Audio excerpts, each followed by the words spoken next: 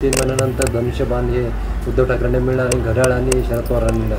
पक्ष पुन्हा निवडणूक लागण्याची शक्यता भारत भाजपामध्ये कमीत कमी विलीन होईल असं बघा. न्याय प्रणालीने शिवसेनेचा धनुष्यबाण, शिवसेनेचा पक्ष हे सगळं आम्हाला निवडणूक आयोगाने कायदेशीर चाकोरीमध्ये लावून दिलेलं आहे. आणि ही न्यायपालिकेची लढाईसुद्धा आम्ही 100% जिंकल्याशिवाय राहत नाही. जनतेमध्ये जाऊन ज्यावेळेला हे सांगायचे की 50 आमदार आले, 50पैकी एकही यांचा निवडून येणार नाही.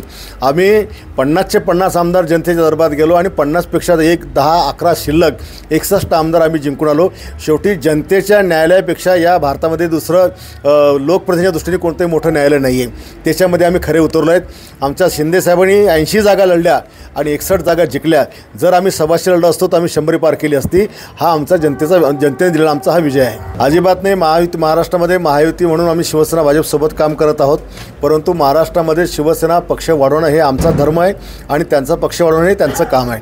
त्याच्यामुळं याच्यामध्ये कुठेही एकमेकाची स्पर्धा करण्याचा संबंध नाही आहे. ते त्यांच्या पक्षाचं काम करतात, आम्ही आमच्या पक्षाचं काम करत आहे. चोरी झाली म्हणून महाराष्ट्रामध्ये आणि देशामध्ये सरकार आलं. हो, आता आम्ही सारखं पाहतो की ज्यावेळेला लोकसभेमध्ये राहुल गांधीचा पक्ष जिंकतो तेव्हा मतांची चोरी होत नाही.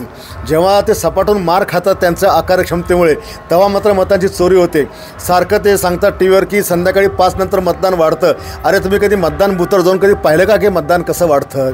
मतदान बूथवर जो गोरगरीब शेतकरी कष्टकरी मोलमजूर करणारा माणूस जेव्हा काम करून मतदानाला घरी 5 वाजता येतो तेव्हा ते मतदान रात्री 9 वाजेपर्यंत चालतं. ते काय 5-6 वाजता पिटी मान होत नाही. त्या प्रिमायसेसच्या आतमध्ये जेवढा मतदार येतो हा रात्री 10पर्यंत हक्क बजावतो आणि म्हणून ती संख्या वाढते. एवढी साधी गोष्ट या पक्षाच्या लोकांना कळत नाही.